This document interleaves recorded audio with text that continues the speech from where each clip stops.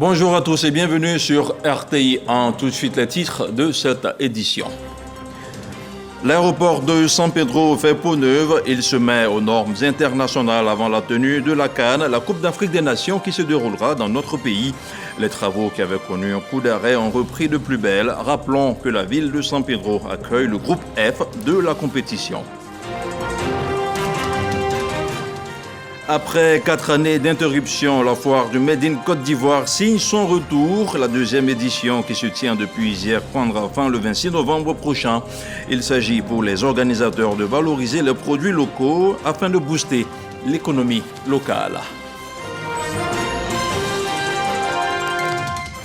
Et puis au Libéria, le nouveau président Joseph Boakai a appelé à l'unité et au rassemblement derrière lui pour son premier discours à la nation. Les élections sont désormais terminées et nous devons nous unir comme un seul peuple pour reconstruire notre pays, a-t-il déclaré dans un discours devant la presse. Il s'est tenu ce mercredi 23 novembre un conseil des ministres dirigé par le chef de l'État, le président de la République, Alassane Ouattara. Le compte-rendu de ce conseil des ministres à suivre très largement dans nos prochaines éditions d'information sur RTI 1. Le gisement pétrolier et gazier Baleine découvert il y a 2 ans au large d'Assouindé va être mis en production ce jeudi. Le nouveau champ pétrolier devrait mobiliser des ressources estimées à 2,5 milliards de barils de pétrole brut et 3 300 milliards de pieds cubes de gaz naturel. Le gisement Baleine devrait permettre à la Côte d'Ivoire de multiplier par 20 ses ressources de pétrole. La cérémonie aura lieu à 16h GMT dans la commune de Port-Boué et elle se tiendra en présence du vice-président de la République, Tiemoko Mélit Koné. On parle maintenant de la CAN 2023. Je vous le disais dès l'entame de ce journal, la ville de San Pedro se prépare à accueillir dans de meilleures conditions le groupe F, en l'occurrence le Maroc, la RDC, la Zambie et la Tanzanie. Notre correspondant local nous parle d'une ville totalement en chantier. Alors que la date de livraison est prévue pour le 30 novembre prochain, les travaux de rénovation de l'aéroport ont repris. Ils affichent à ce jour un taux d'exécution de 60%. Et sur le terrain, le ministre-gouverneur Philippe Légré supervise tous les chantiers. Il en appelle au respect des délais. On fait le point avec Sam Conan. Des machines dégageant la terre morte pour l'aménagement d'un parking moderne. Des ouvriers en pleine installation du matériel. Nous sommes à l'aéroport de San Pedro. Les travaux de rénovation ont repris après 3 mois d'interruption. Le ministre-gouverneur Philippe Légré, accompagné des directeurs régionaux des transports et de la Sodexam, en visite de travail pour s'assurer de la bonne exécution des travaux et du respect du délai. Déjà, les scanners sont installés. Au niveau de la piste d'atterrissage, les balisages lumineux sont également installés. Actuellement, nous sommes sur le matériel qui doit être installé d'ici la fin de ce mois. Et il reste des petits travaux de raccordement de la CIE. Et le dernier palier, c'est au niveau du VRD, du parking. Et là, nous constatons que les travaux vont au ralenti. Les engins que nous avons sur le chantier sont des engins vieillissants. Nous sommes autour de 60% par là. Pour ce qui est du reste des travaux de rénovation, notamment les salons VIP, ministériels, présidentiels, le hall public et le parking, des mesures ont été arrêtées pour finir les travaux avant le début de la CAN. Nous avons demandé que l'entreprise multiplie les efforts et que l'entreprise travaille nuit et jour pour qu'on puisse respecter les délais. Nous avons préconisé que tous les engins vétustes soient changés. Il faudrait que les espaces super soient faits, que le parking soit fait, parce que l'aéroport, il y a la CAN qui arrive, il y a des autorités qui viendront, des étrangers qui viendront. Il faudrait qu'ils viennent voir quelque chose de bon. Ce n'est pas maintenant qu'ils vont arriver quand là, nous allons trouver un aéroport en chantier. Au niveau du pont de San Pedro, les travaux arrêtés depuis un certain temps vont reprendre grâce au Premier ministre. Autre chose, à présent, il aura tenu toutes ses promesses après 3 jours d'intenses travaux, de rencontres et d'échanges. Le Salon ivoirien du contenu audiovisuel a refermé ses portes. Cette première édition du SICA a vu la tenue de plusieurs panels, des ateliers et des masterclass. De nombreux professionnels du monde de l'audiovisuel y prenaient part. Le compte-rendu de Serge Coléa. Pour un écosystème audiovisuel et cinématographique africain, pourvoyeur d'emplois à l'ère du numérique, une thématique passée au peigne fin par les acteurs et professionnels du secteur. Une des articulations du SICA, c'est le concours de pitch. Il a été présenté par l'ASDM, l'Agence de soutien et de développement des médias. 4 candidatures enregistrées. Le choix des membres du jury s'est porté sur le projet audiovisuel Bassa Keregbe de Justicila et Sakuma Movie. Ils ont reçu un chèque de 10 millions de francs CFA. Pour la ministre de la Culture et de la Francophonie, Françoise Remarque, le SICA est indispensable pour faire croître le secteur de la production cinématographique et audiovisuelle en améliorant notamment l'attractivité pour les investisseurs. La Côte d'Ivoire a été au centre du contenu audiovisuel grâce à vos énergies, grâce à vos talents, grâce à votre créativité et bien sûr grâce au financement qui arrivera et bien sûr grâce aux futures coproductions. Le ministre de la Communication, Amadou Koulibaly, salue l'implication de tous les participants. J'ai eu l'occasion de participer à quelques échanges, des conversations, des panels, et j'ai pu mesurer la qualité des interventions, leur pertinence. À l'issue de ces 3 journées riches en échanges, les participants, au nombre desquels des étudiants, repartent satisfaits. Panel, ateliers, masterclass et concours ont meublé le SICA 2023. On parle maintenant d'économie. Après 4 années d'interruption, la foire du Made in Côte d'Ivoire signe son retour. La 2e édition, qui se tient depuis hier, prendra fin le 26 novembre prochain. Il s'agit pour les organisateurs de valoriser les produits locaux pour booster l'économie locale. C'est le ministre du Commerce et de l'Industrie qui a donné le coup d'envoi. Jean-Michel Kouadio, Jean-Marc Djadji pour le commentaire. Des biscuits à base de manioc, de l'huile de palme rouge, du beurre de karité, des chapeaux, confectionnés à partir de pagnes locaux et de tissus aux couleurs du drapeau ivoirien. Voici quelques produits Made in Côte d'Ivoire exposés à l'occasion de la 2e édition de la FOMCI, la foire du Made in Côte d'Ivoire. Une plateforme qui valorise les produits locaux et qui vise à accroître l'économie nationale. On a les chips de banane, on a farine de placali, farine de manioc concondé, on a beaucoup d'autres produits. Je n'avais jamais vu de bob fait en pagne en Côte d'Ivoire et c'est un bel objet, c'est un beau produit. Et nous avons envie de mettre en valeur la Côte d'Ivoire, les produits qu'on a et je trouve que c'est très important. Cette foire enregistre 100 exposants contre 33 en 2018 lors de la première édition, soit une hausse de 200%.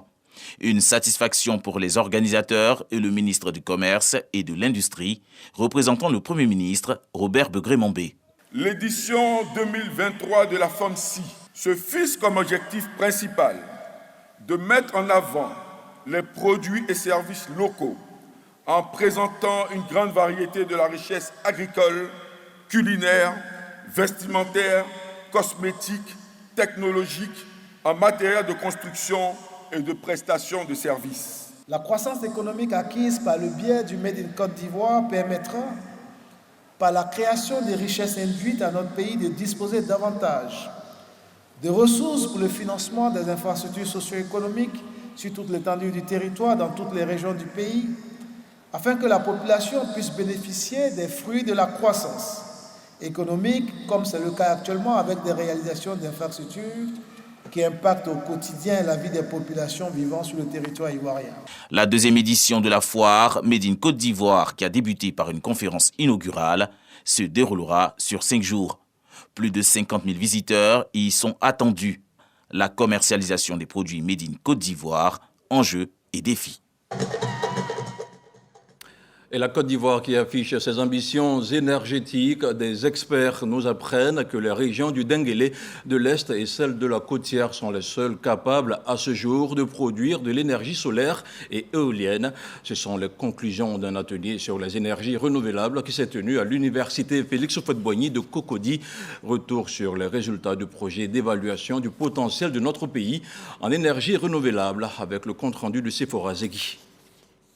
La Côte d'Ivoire veut se doter d'un service climatique dédié à l'énergie solaire et éolienne qui va lui servir d'outil d'aide à la décision.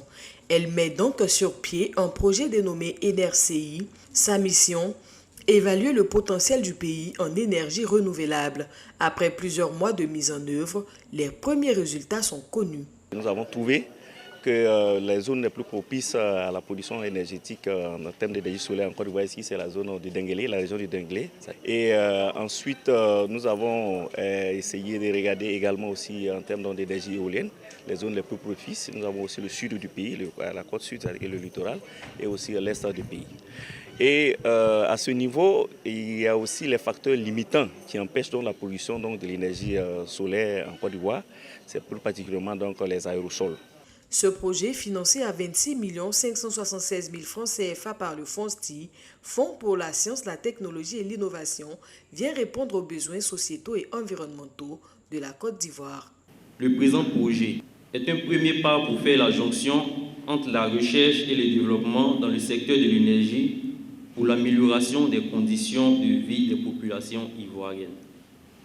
En effet, il a pour objectif de contribuer au développement des services climatiques dédiés au secteur de l'énergie en Côte d'Ivoire, tout en identifiant et transformant les informations climatiques utiles pour la planification de la ressource en énergie et une meilleure gestion des parcs solaires et des infrastructures énergétiques.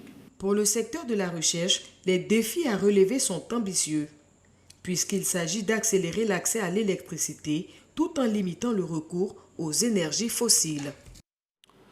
L'auditorium de la primature a servi de cadre à une cérémonie portant sur la COP28. Le rendez-vous sur le climat se tiendra du 30 novembre au 12 décembre prochain à Dubaï, aux Émirats arabes unis. La rencontre visait à mobiliser les parties prenantes dans la lutte contre le changement climatique et à la préservation de l'environnement.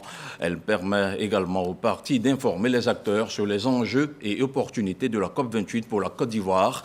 Le compte-rendu de Davis Oyo et Grace Kando.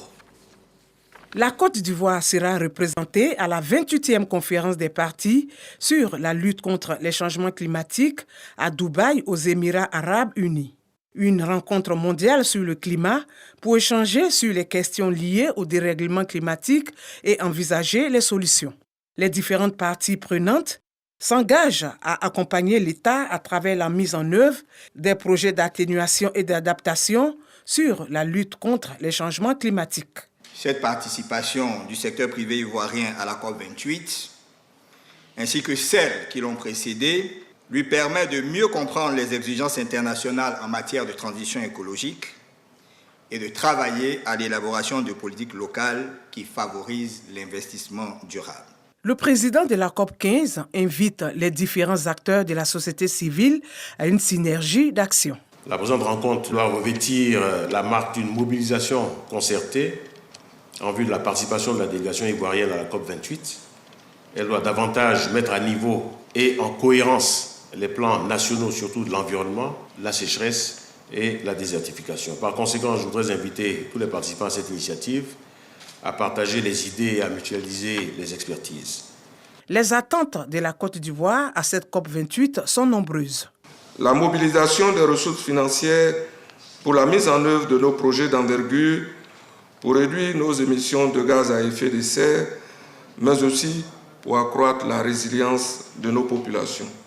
L'accroissement de la coopération entre pays du Sud, mais aussi avec les pays du Nord, afin de fédérer nos efforts sur des problématiques communes comme l'érosion côtière, la ressource en eau dans un contexte de partage des bonnes pratiques et des bénéfices. La Côte d'Ivoire s'est engagée à réduire 37 millions de tonnes de CO2 d'ici à 2030, ce qui correspond à 31,4%. La 28e conférence des partis se tiendra du 30 novembre au 12 décembre prochain à Dubaï, aux Émirats arabes unis. On parle maintenant de santé. Le lancement des épreuves écrites de l'examen de l'INFAS est effectif. À Bouaké, on enregistre un peu plus de 1000 candidats en lice, des candidats qui ont été appelés à s'éloigner de la tricherie. Yeneba Ouattara, Kader Sogodogo.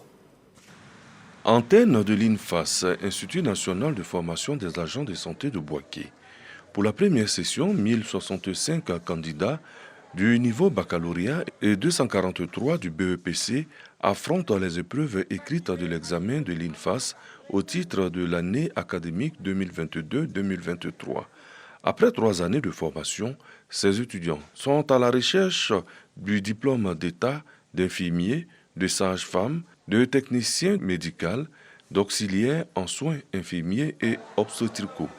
Le lancement des épreuves est effectué par les autorités administratives et sanitaires de Bouaké. Représentant le préfet de région, le secrétaire général de préfecture encourage les candidats et les invite à la concentration. Je suis ravi parce qu'en rentrant ici, j'ai vu des personnes qui étaient décrispées, détendues. Et c'est à votre honneur. Rien de ce qui sera porté à votre connaissance aujourd'hui vous sera étranger. En tout cas, bonne chance à vous et à très bientôt dans nos différents établissements sanitaires. Pour le chef d'antenne de l'INFAS Bouaké, des innovations sont de mise. Les étudiants composent sur des grilles. Ce sont des épreuves qui sont corrigées au lecteur optique et ça fait que les résultats sont publiés très rapidement. Ce n'est plus comme avant où on corrigeait à la main, ça prenait du temps. Ça fait partie des innovations. Les épreuves qui sont distribuées comportent des lettres. Ça veut dire que l'étudiant qui est avec son voisin, ils n'ont pas les mêmes questions qui sont dans le même ordre. Sur les 1065 candidats du niveau baccalauréat, on enregistre 678 pour les filières infirmiers diplômés d'État, 339 pour les sages-femmes maïoniticiens et 108 pour les techniciens de biologie médicale. Les résultats seront connus dans 2 semaines. Autre chose, à présent, le Royaume d'Espagne et la Côte d'Ivoire ont décidé de renforcer leur coopération dans le domaine de l'éducation et de la formation. Une importante délégation a été reçue lundi dernier par la ministre de l'Éducation nationale et de l'alphabétisation. Les points visant à améliorer les systèmes éducatifs des 2 parties ont été abordés. Sephora Zegui. Comment renforcer la coopération entre la Côte d'Ivoire et l'Espagne dans les domaines de l'éducation et la formation? La question était au centre de cette séance de travail entre la délégation espagnole conduite par son ambassadeur en Côte d'Ivoire, son Excellence Raphaël Soriano, et celle du ministère de l'Éducation nationale et de l'alphabétisation, conduite par le professeur Mariatou Koné. Les hôtes de Mariatou Koné sont venus lui exprimer leur volonté d'accompagner davantage et durablement le système éducatif ivoirien. On veut faire monter en puissance cette collaboration avec la signature d'un accord qui puisse nous permettre de travailler dans différents secteurs de l'éducation, pas seulement l'appui à la formation continue des enseignants d'espagnol en Côte d'Ivoire, mais aussi d'élargir cette coopération à d'autres domaines qui soient de l'intérêt du ministère de l'Éducation et de l'alphabétisation. Pilier de la relation bilatérale entre la Côte d'Ivoire et le Royaume d'Espagne, vieille de 75 ans, le secteur éducation-formation sera ainsi renforcé. Le pays ibérique promet entre autres d'octroyer encore plus de bourses d'études et le renforcement des capacités d'un plus grand nombre d'enseignants d'espagnol à travers des voyages d'immersion.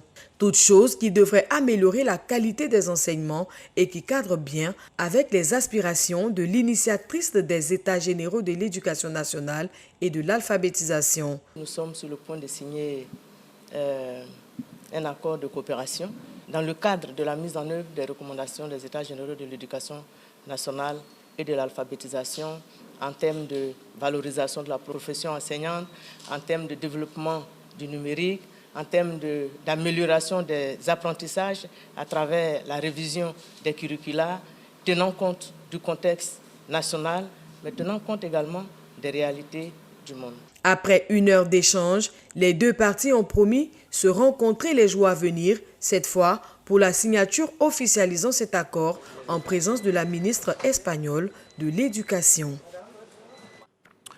Un drame est vite survenu dans la localité de Mans. Les corps sans vie d'une institutrice et d'un enfant qui semble être son fils ont été retrouvés dans leur maison.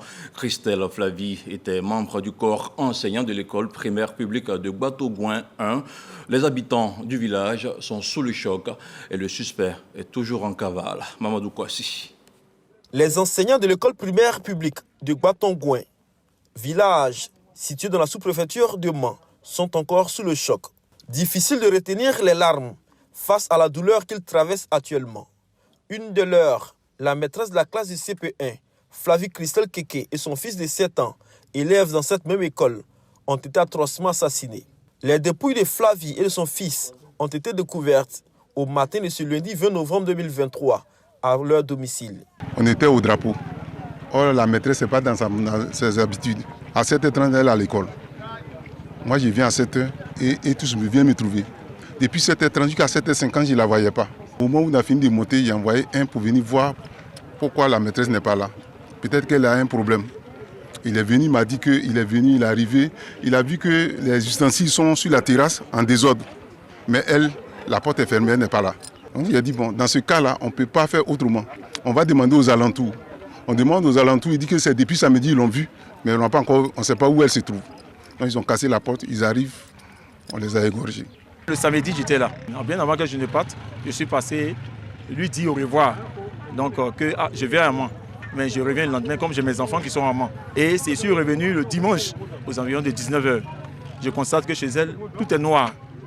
Donc pour moi, je me suis dit que bon, quand je suis parti à Mans, elle aussi a dû demander peut-être qu'on appelle un congé pour aller juste aussi peut-être à Mans ou bien peut-être au village. Ça me dépasse quelqu'un tu as vu hier. C'est pas parce qu'elle est bandite ou bien elle fait parler avec quelqu'un et puis tout d'un coup il y a un assassinat. C'est une première que ça arrive dans ce village. On n'a jamais vu ça. Peut-être que si ce n'est pas elle, ça pourrait être moi aussi. Toujours selon le voisinage, rien ne prévisageait une telle situation dans ce village, situé à une dizaine de kilomètres de la ville de Mans. En attendant de trouver le mobile et l'auteur de ce crime inqualifiable, les dépouilles ont été retirées puis transférées à la morgue du CHR de Mans.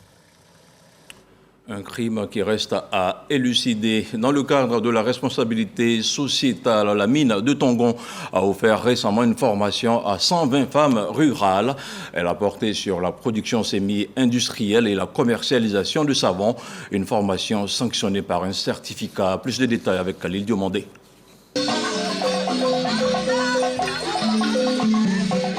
C'est le couronnement de 8 mois de formation pour ces femmes de Tongon, au nord de la Côte d'Ivoire. Au nombre de 120, elles reçoivent leur certificat après un renforcement de capacité en production semi-industrielle et commercialisation de savon artisanal, communément appelé kabakrou. Cette opportunité leur est offerte par la mine de Tongon avec l'appui du FDFP, le Fonds de développement de la formation professionnelle. Je prends la parole au nom de toutes les femmes bénéficiaires pour remercier tous les acteurs qui ont contribué par ce projet à nous former sur la technique moderne de fabrication du savon kabakrou et surtout à leur commercialisation à grande échelle afin que nous sortions de la pauvreté. À l'issue du volet formation, les femmes sont désormais capables de gérer une petite unité de fabrication de savon, car le projet d'insertion vise l'autonomisation des femmes. Depuis son implantation en 2010, plus de 10 milliards de francs CFA ont été investis par la mine de Tongon dans le cadre de sa responsabilité sociétale, avec une priorité accordée à l'autonomisation de la gente féminine.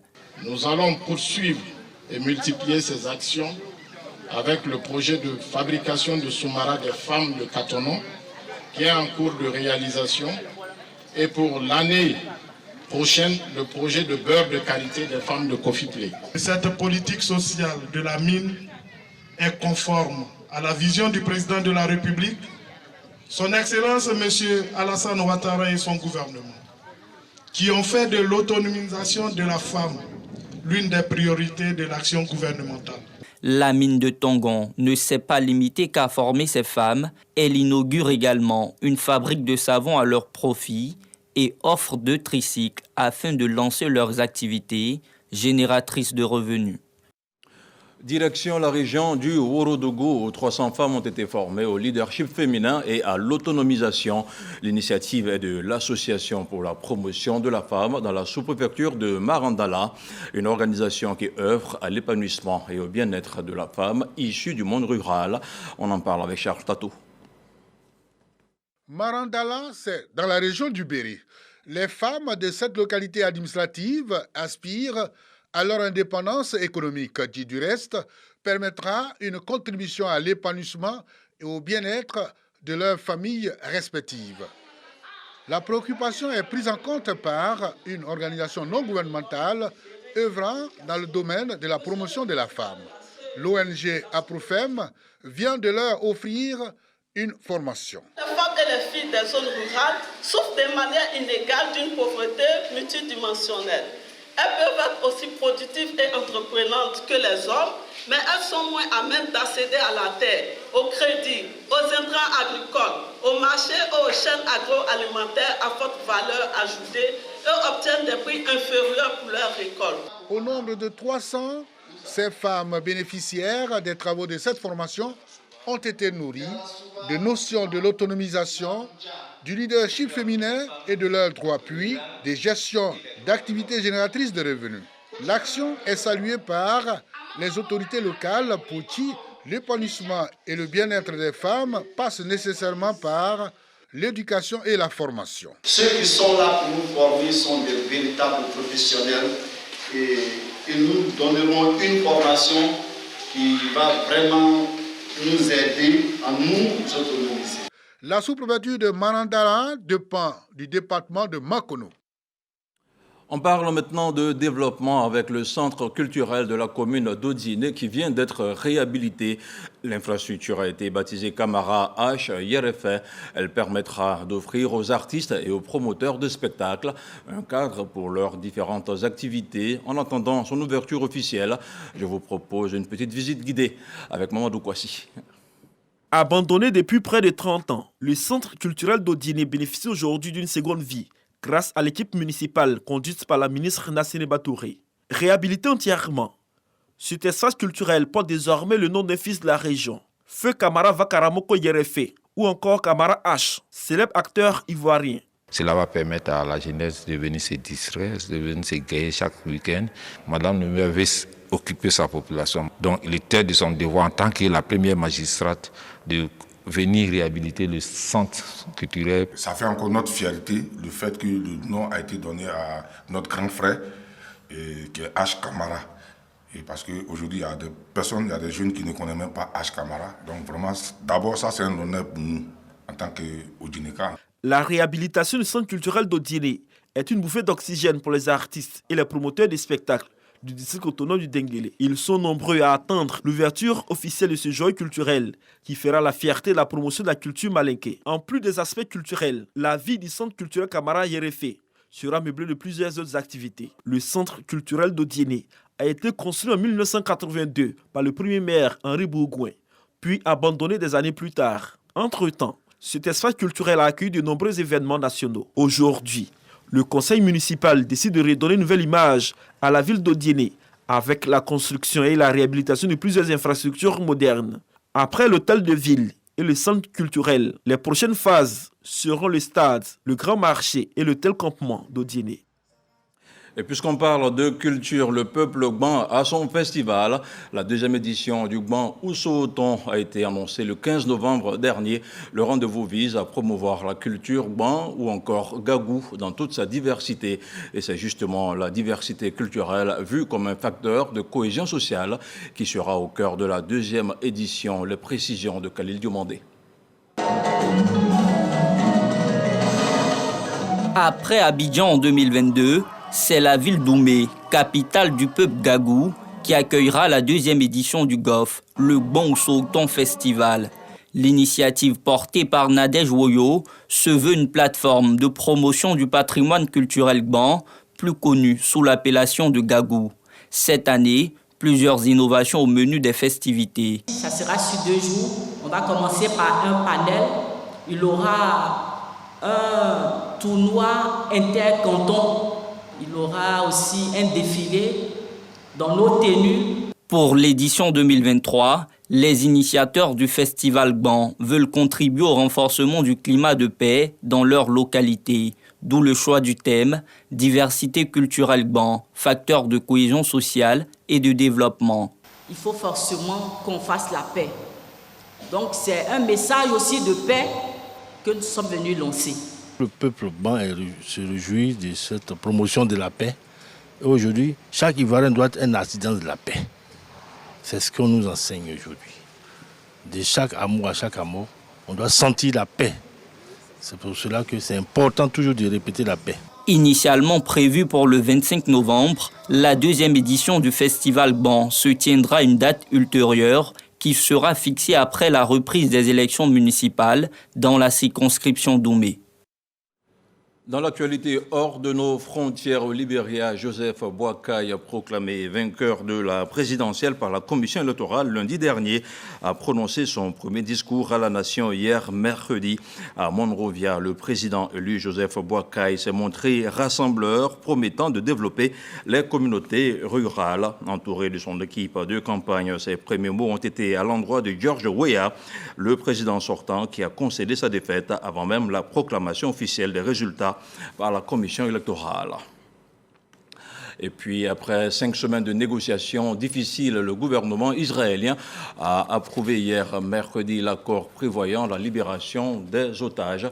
Il prévoit la relaxe de 50 d'otages en échange de la libération de prisonniers palestiniens d'une trêve de 4 jours dans la bande de Gaza. Mais la libération des premiers otages n'interviendra pas avant demain, vendredi, affirme Israël. Et voilà, c'est la fin de cette édition. Retrouvez le replay en ligne sur tous les supports de RTI. Merci et restez avec nous.